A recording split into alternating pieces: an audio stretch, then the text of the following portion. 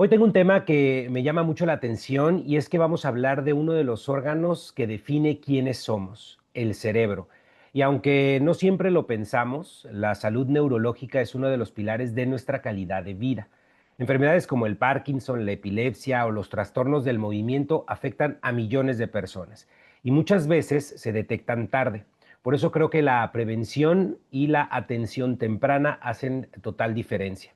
Nuestra invitada de hoy es la doctora Damaris Vázquez, quien es neuróloga especializada en enfermedades neurodegenerativas y de trastornos del movimiento, y forma parte del equipo del Hospital Ángeles de Tijuana, una especialista que combina ciencia, empatía y tecnología para mejorar la vida de sus pacientes. Soy Fernando Chagoyán Caplún, conductor de noticias y asesor en protección y planeación financiera integral, y creo que hablar del cerebro también es hablar de salud, de prevención y de decisiones que pueden cambiar nuestro futuro. Doctora, primero que todo te quiero agradecer por estar en este espacio, pero antes de entrar en toda la cuestión técnica y todo, ¿quién es la doctora Damaris Vázquez fuera del hospital y más allá de las etiquetas? Hola, bueno, la doctora Damaris Vázquez. Damaris es una persona que cuida mucho su salud. En general, sí, soy una persona que cuida mucho el sueño. Mis horas de sueño son de las cosas como más importantes que trato de conservar. Y esto no implica que no tenga mis actividades sociales, pero trato de que estas no impacten en la calidad del sueño. Soy una persona que realiza ejercicio y no lo realizo por manera estética, sino lo realizo por mi salud cerebral. O sea, y sea ejercicio desde el gimnasio que todos conocemos, pero también me encanta mucho realizar bicicleta, correr, los medios maratones. Entonces, creo que además, siempre les digo a mis pacientes, ¿no? Una de las cosas muy importantes es, si nosotros les pedimos a ellos que estos sean parte de sus tratamientos, es muy importante que quien los acompañe también sean parte de su vida. Oye, Damaris, me gustaría preguntarte, hablas de la calidad del sueño, hablas de la importancia del hacer ejercicio. ¿Por qué? ¿Qué impacto tiene el tema del sueño, por ejemplo, o el de hacer ejercicio en nuestro cerebro? Sí, el sueño es muy importante porque tenemos dos fases, una fase que le llamamos superficial y la fase profunda, que todos lo hemos escuchado como la fase REM. En esta fase nosotros consolidamos memoria, o sea, todos estos momentos, acontecimientos que tuvimos durante el día, somos capaces de consolidarlos en la memoria. Eso es muy importante. Y además el sueño, una de sus cosas que hace es regular hormonas, desechar todas las sustancias que no necesita el cerebro y el resto del cuerpo durante esa parte de la noche. Entonces, se ha demostrado ya que dormir menos de 5 horas al día en la población mayor de 65 años de edad es un factor de riesgo para desarrollar enfermedad de Alzheimer, por ejemplo. Entonces, o sea, desde que sabemos lo esencial, la importancia del sueño, pero ya actualmente ya hay estudios que demuestran una asociación con otras enfermedades neurológicas. Estas personas, ¿qué le dirías a estas personas que dicen, es que yo duermo poco, es que yo por la edad nada más duermo 4 horas, o no, la verdad es que a mí no me da sueño y siempre duermo tarde? ¿Qué les dirías? Yo siempre les digo a mis pacientes que mínimo, o sea, duerman al menos 6 horas y media, ¿no? O sea, mínimo ¿para qué? Para cuidar como esta parte de nuestro cerebro, que es así como cuidamos nuestra alimentación, cuidar el sueño va a tener un rendimiento. Y además de un rendimiento, a lo mejor en nuestras capacidades cerebrales como la atención, la memoria, también lo hacen en el estado de ánimo. Entonces, lo recomendable es mínimo. Entiendo que a veces la vida nos tenemos o el trabajo, otras cosas, pero sí hay que priorizar porque al final del día sufrir una incapacidad o una discapacidad, nos arrepentimos todos, ¿no? Si pudimos haberlo hecho con prevención. Entonces, la manera en que podemos prevenir enfermedades neurodegenerativas, una, es cuidar nuestro sueño. O sea, tú podrías decir entonces que el sueño, el buen descanso es la clave para para evitar muchos de los trastornos que se pueden crear.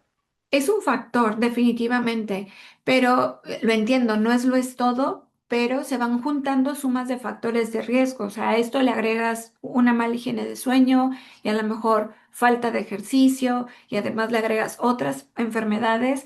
Esto va aumentando las posibilidades de que desarrollemos enfermedades neurodegenerativas. Hoy se conmemora particularmente el Día del Neurólogo y la Neuróloga. ¿Qué representa para ti esta fecha desde lo humano y sobre todo desde la práctica médica? Creo que esta fecha es para concientizar que existen enfermedades neurológicas, las cuales generan sumamente discapacidad a millones de pacientes. El saber que los pacientes pueden tener diagnósticos tempranos, esto va a permitir ofrecerles un tratamiento apropiado a la etapa en que se encuentren para recuperar su calidad de vida. Que el tener un diagnóstico neurológico no es el fin, ¿no? Sino a lo mejor es el principio de algo complejo, pero siempre acompañados de una manera, yo creo, sumamente empática y basado con la ciencia, los pacientes pueden recuperar su calidad de vida. Oye, cada vez escuchamos a más casos de personas con algún tipo de Parkinson, de epilepsia. ¿Cuáles consideras tú que son las enfermedades neurológicas más comunes que se ven en tu consulta? Bueno, en general, los neurólogos, las enfermedades más comunes que vemos van desde la migraña, que también es sumamente discapacitante, las crisis convulsivas o la epilepsia. Yo en particular lo que más veo en consulta médica son los trastornos del movimiento, enfocados sobre todo en enfermedad de Parkinson. Platícame un poco del Parkinson. ¿Qué señales de alerta deberíamos tener o ver? ¿O qué estudios deberíamos hacer? ¿O algo que nos lleve a revisarnos o atendernos con una especialista como tú en neurología? Sí, algunos datos muy, muy tempranos de la enfermedad, que incluso los pacientes lo pueden desarrollar hasta 10 años antes, es la presencia de algo que nosotros le decimos en la consulta, la presencia de sueños vívidos. Es decir, nosotros durante nuestro sueño profundo todos soñamos, pero durante los sueños estamos paralizados, no nos movemos, no hablamos. O sea, es verdad, todos podemos hablar un poco, pero cuando hablamos de pesadillas vívidas, nos referimos a que el paciente en la fase REM está teniendo esta pesadilla, pero la vive tanto que se mueve, grita, o sea, son cuestiones muy catastróficas para el compañero de cama, ¿no? Porque dice algo malo le está pasando. Entonces, este es un dato muy temprano. Sabemos que los pacientes que sufren de trastorno conductual del sueño REM, que son estas pesadillas vividas, hay que confirmar el diagnóstico, pero ese es un foco de alerta de que tenemos muchas posibilidades de desarrollar enfermedad de Parkinson. Otra de las cosas que también está asociado a la enfermedad de Parkinson en datos muy tempranos y muy sutiles es, por ejemplo, que los pacientes tengan un discreto temblor en reposo, es lo característico, es decir, cuando la mano o los músculos de la mano están totalmente relajados, ese es el temblor en reposo, es un dato muy temprano. Algunos pacientes perciben que durante la marcha o durante su caminar no bracean, ese puede ser también un dato muy temprano. La pérdida del olfato, aunque yo sé que con COVID se vuelve muy controversial, pero para nosotros la falta del olfato también es un dato muy temprano de la enfermedad de Parkinson. Entonces, aquí sí hay varios datos de alarma si el paciente percibe que está muy lento y no acorde a su edad, si el paciente ve el temblor en reposo, si el paciente tiene estas pesadillas vívidas, si ha reducido el olfato, son datos muy tempranos que pueden acudir por atención médica a neurología. Oye, Damaris, me surge de repente la duda de qué impacto tiene el estrés o las emociones en este tipo de padecimientos relacionados, pues precisamente con el cerebro. Porque te lo pregunto porque ahorita que mencionas el tema del temblor en la mano, por ejemplo, creo que hay momentos en que, que las personas podemos llegar a tener tanto nivel de estrés o tanto nivel de ansiedad o de depresión que se pudieran llegar a presentar estas, estos temblores, ¿no? Sí, bueno, es verdad, todos podemos llegar a temblar. Sin embargo, el temblor cuando consumimos mucho café o cuando estamos bajo mucho estrés o cuando tenemos mucha ansiedad es un temblor. de acción se llama, es decir, los músculos de la mano están activados. Temblamos cuando tomamos la taza de café y la llevamos a la boca o temblamos cuando tomamos la pluma. O sea, el músculo está activado. A diferencia de la enfermedad de Parkinson, que el temblor es completamente la mano descansada, es cuando tiembla. Entonces, todos tranquilos porque todos podemos temblar. Esa es una de las cosas que podríamos diferenciarlo. Ahora, porque es importante cuidarnos del estrés y del estado de ánimo, porque es un factor de riesgo, porque generan mucha inflamación. O sea, hay muchas vías por las cuales las enfermedades neurodegenerativas se van perdiendo neuronas y una de ellas es la inflamación. El estrés y los trastornos de estado de ánimo muy severos condicionan esta inflamación y aumentan la pérdida de neuronas. O sea, como que últimamente en redes sociales empezamos a hablar mucho de la salud mental. A mí, yo soy un partidario de que todos deberíamos ir a terapia, todas y todos deberíamos ir a terapia. Creo que todos y todas todas las personas deberíamos tener una buena alimentación y de repente te digo, se ha hablado mucho en redes sociales de la salud mental, del cuidar nuestra salud, de evitar el estrés, de la inflamación que bien mencionas. Y también se habla de cómo algunos alimentos, como el exceso de harinas o alimentos ultraprocesados o azúcares, también pueden llegar a generar inflamación. Por favor, explícanos, ¿qué le sucede al cerebro cuando una persona tiene un consumo excesivo de azúcar o un consumo excesivo de harinas ultraprocesadas o un consumo excesivo de emociones? Sí, definitivamente.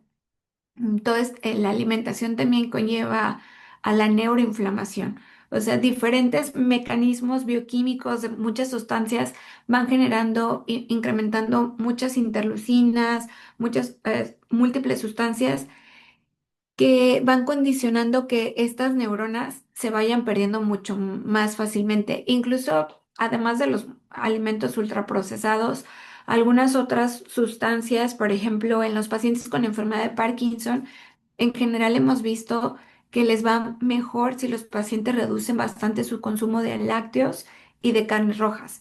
O sea, sí, a los pacientes les digo, no está prohibido, pero varios estudios han demostrado que la progresión de la enfermedad o la respuesta a los tratamientos es mejor en el paciente que reduce este tipo de alimentos.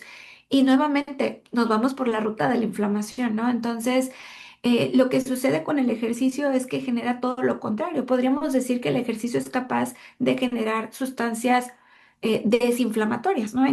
Si lo hablamos como burdamente. Entonces, por eso el ejercicio contrarresta bastante estos estilos de vida que a veces, entiendo, no todos hemos comido comida rápida porque no nos alcanza el día, pero creo que hacerlo de una manera muy ocasional está bien, pero no que sea parte de nuestro día a día. Y si habláramos de enfermedades extrañas, por ejemplo, conozco una persona que tiene una enfermedad que se llama BKH, no sé si la has escuchado, BKH, y es una enfermedad autoinmune que genera una inflamación en el cerebro y por tanto también pues en la vista, ¿no? ¿Realmente tú crees que bueno, que las enfermedades autoinmunes que impactan al cerebro pueden, no sé, contrarrestarse con algunas terapias? Yo he escuchado, por ejemplo, el tema de la terapia de la estimulación cerebral profunda. ¿Nos En, puedes? en- Ujú. Perdón, sí, tienes toda la razón. Algunas enfermedades inmunomediadas, como esta enfermedad BKH, que es una enfermedad autoinmune que hace mucha inflamación en varios sistemas. Algunas de ellas ya estamos buscando tratamientos específicos que vayan contra esas sustancias que van y activan toda esta cascada de inflamación. Las enfermedades inmunomediadas creo que se tratan un poco diferente a comparación de la estimulación cerebral profunda. La estimulación cerebral profunda la utilizamos sobre todo como tratamiento en los pacientes con enfermedad de Parkinson, en los pacientes con temblor esencial muy severo, en pacientes con distonías. Y Eléctricamente podríamos decir que hay un cortocircuito en el cerebro que inducen estos trastornos de movimiento. Entonces, la estimulación cerebral profunda consiste en la colocación de unos electrodos en sitios muy específicos que modulan como el ritmo de descarga del cerebro. Tratan de volverlo a regularizar como estaba previamente.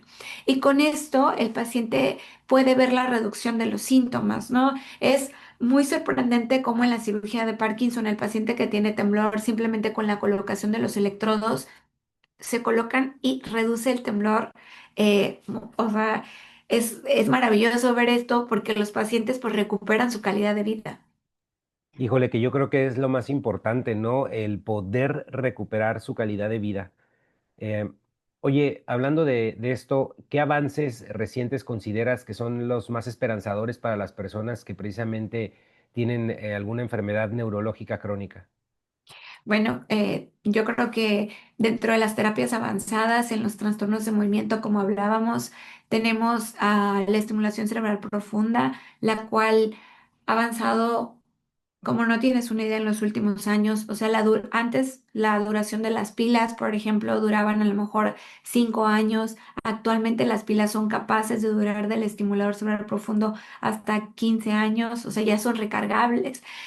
Justo los pacientes, por ejemplo, tengo algunos que tienen el estimulador cerebral profundo y dice, es como cargar el celular, doctora. O sea, me tengo que cargar mi estimulador, lo hago una vez a la semana porque es una cuestión de hábitos, pero en realidad los pacientes, o sea, estas tecnologías que permiten a los pacientes en su casa poder cargar el estimulador, estas tecnologías que ya son mayor duraderas, estas tecnologías, por ejemplo, actualmente contamos con electrodos que son direccionales. ¿Qué quiere decir esto? Que el mismo electrodo tiene varios segmentos que tú decides cuál prender para que el estímulo sea a ciertas neuronas. Y creo que esto a lo mejor se escucha como muy sencillo, muy fácil de imaginar, pero ha sido un trabajo de años para muchísimas investigadoras y actualmente, o sea, en México tenemos acceso a estas terapias novedosas. Y hablando de accesos, doctora, dentro de la parte médica y la familiar, me gustaría preguntarte también el acceso a este tipo de terapias, ¿qué tan determinante es este entorno para la recuperación de un paciente neurológico? Desde lo familiar, desde el tema de lo emocional. Bueno, el apoyar a los pacientes con estas terapias, justo por ejemplo la estimulación cerebral profunda va cuando es una etapa avanzada de la enfermedad de Parkinson. Les voy a contar brevemente el caso de uno de mis pacientes.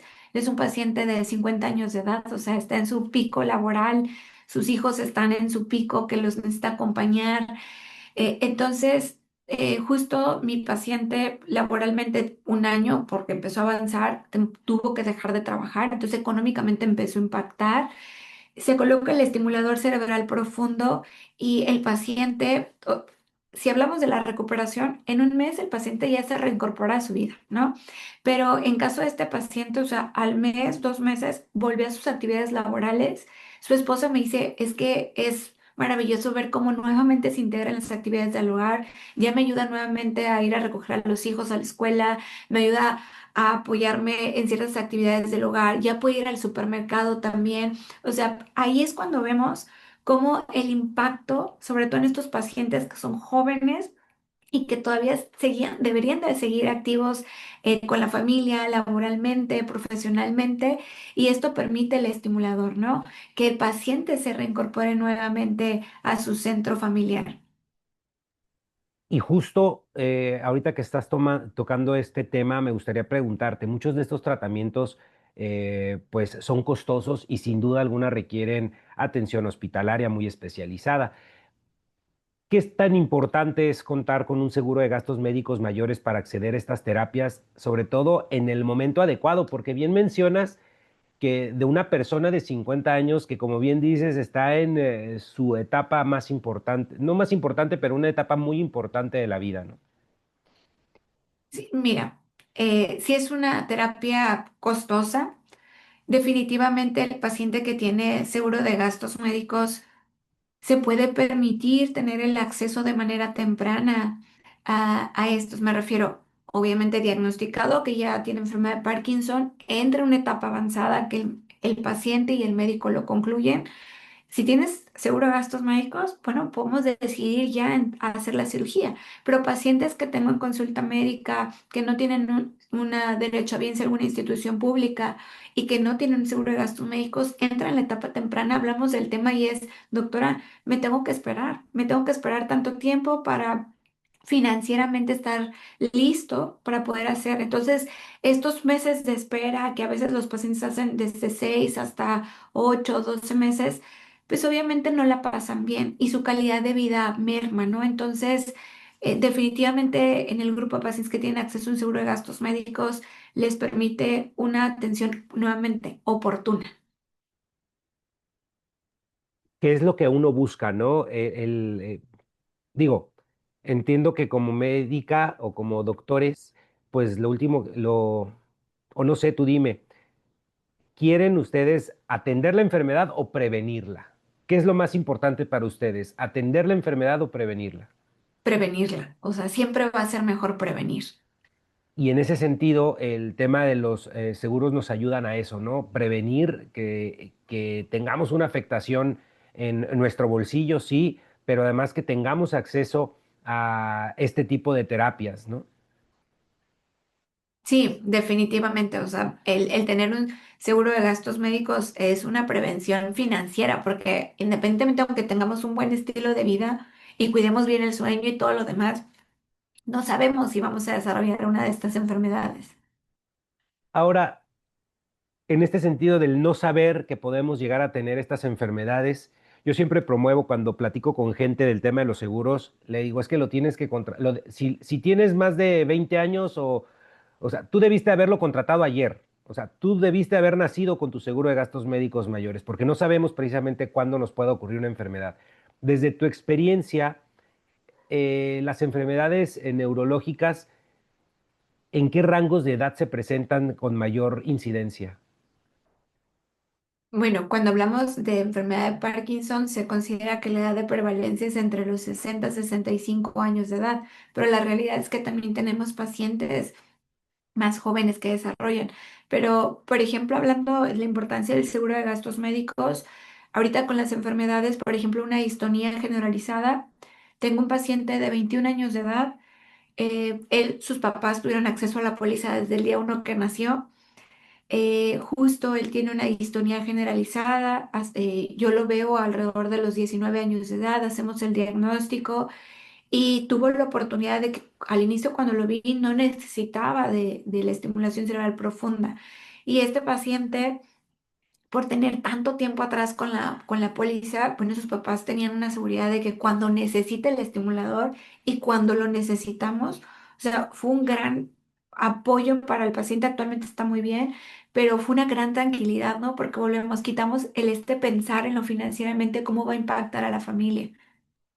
¿Y qué tanto impactan este tipo de enfermedades a las familias desde tu óptica? Porque digo, entiendo que el Parkinson limita muchísimo la calidad de vida del paciente y seguramente va a tener un impacto en su familia, pero ¿tú cómo lo has vivido?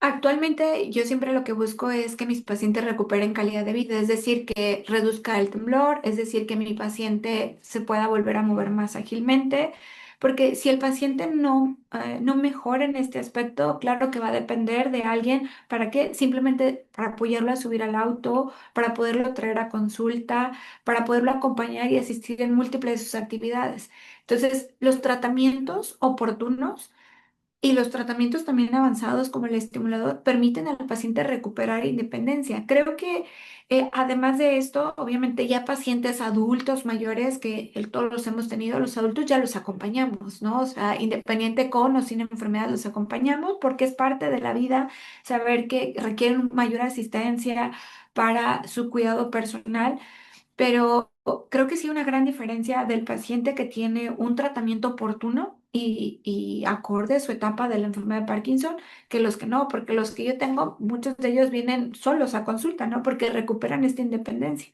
Pero si el paciente no ha llegado, los ves como van pacientes o sea, es mueven todo el rol de la familia. Tuve que dejar de ir a trabajar porque tengo que pasar por mi papá, traerlo a la consulta. Entonces, mejorarlos significa mejorar la red también. Oye, y hablando del futuro de la neurología, ¿qué desafíos y retos ves para México en los próximos años en materia de salud neurológica?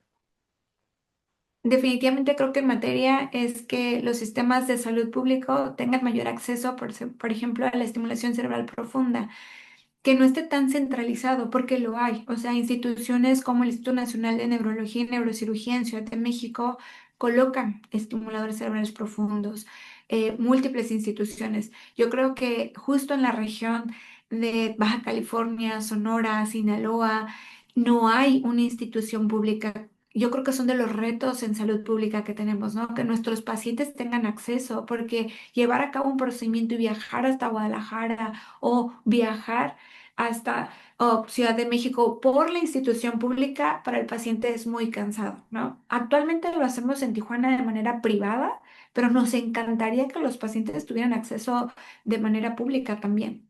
También me gustaría preguntarte en cuanto al envejecimiento de la población. ¿Crees que estamos preparados para que exista un mayor envejecimiento de la población con todas estas enfermedades neurológicas?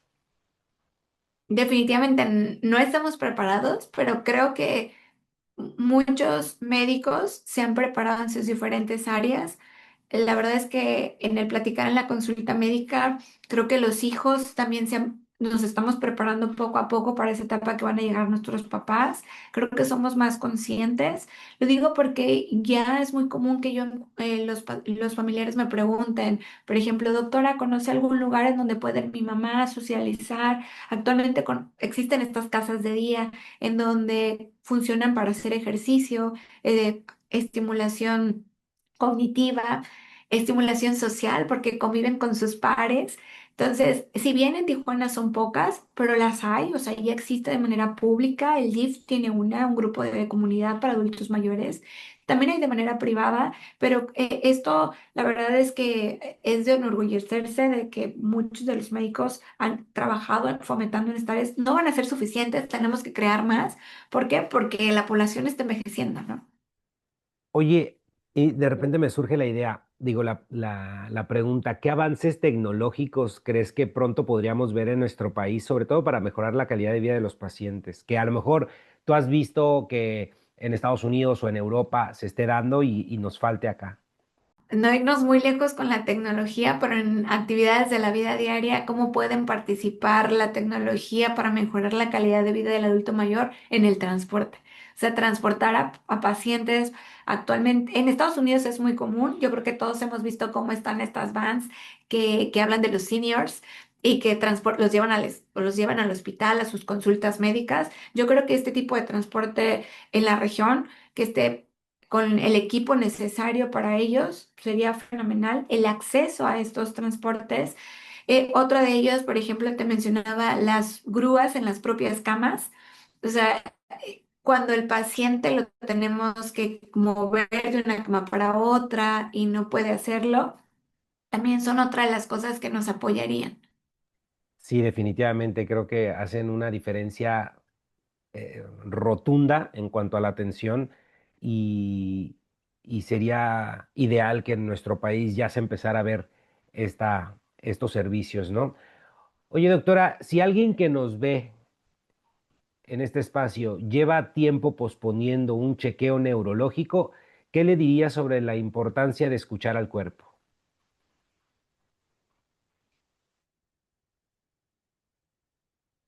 Es sumamente importante reconocer que tener dolor de cabeza no es normal, no dormir continuo no es normal o tardar más de una hora no es normal. Lo que sucede es que muchos de mis pacientes normalizamos muchos de nuestros síntomas. Entonces, hay que conocernos, como dices, y escuchar a nuestro cuerpo de qué cosas no están siendo, no las tenemos por qué normalizar. Entonces, en el momento que identifiquemos la presencia de un temblor en reposo, el momento que identifiquemos estos dolores de cabeza sumamente frecuentes, inatención, que nos falte mucho concentrarnos, que se nos están olvidando muchísimo las cosas, que nos estemos quedando dormidos de día. Entonces son datos que aunque a lo mejor no impactan la funcionalidad del paciente, pero es un momento muy temprano para acudir a valoración y tener un diagnóstico oportuno y prevenir enfermedades mucho más complejas. Otra vez la prevención, pequeños actos que pueden tener, que podemos tener para poder prevenir y para poder mejorar nuestra salud. Finalmente, me gustaría preguntarte qué significa para ti tener una conversación que vale cuando hablamos del cerebro, la salud y la vida. Pues para mí significa calidad de vida. O sea, creo que todos, calidad de vida significa diferente para cada ser humano. Tal vez para mí implica poder caminar, subir las escaleras independiente, poder tomar mis propias decisiones. Eh, entonces, viajar, o sea, para mí eso es calidad de vida, ¿no? Si no, no voy a poder viajar, si no tolero caminar, si no puedo correr. Entonces, para mí el día de hoy es muy importante que todos nuestros pacientes tengan una noción de la importancia de su sistema nervioso, porque este permite mantener su calidad de vida y cumplir los sueños de cada uno de nosotros. Pues doctora, muchas gracias por esta conversación que vale, sin duda alguna. Gracias por recordarnos que el cerebro pues prácticamente es el centro de todo lo que somos y cuidarlo requiere prevención, información y acceso oportuno a la atención médica adecuada. De verdad, muchas gracias, doctora. No, gracias a ti, Fernando. Un abrazo. Un abrazo también. Y bueno, este fue una conversación que vale. Mi nombre es Fernando Chagoyán Caplún, conductor de noticias y asesor en protección y planeación financiera integral. Esta es sin duda una conversación que vale.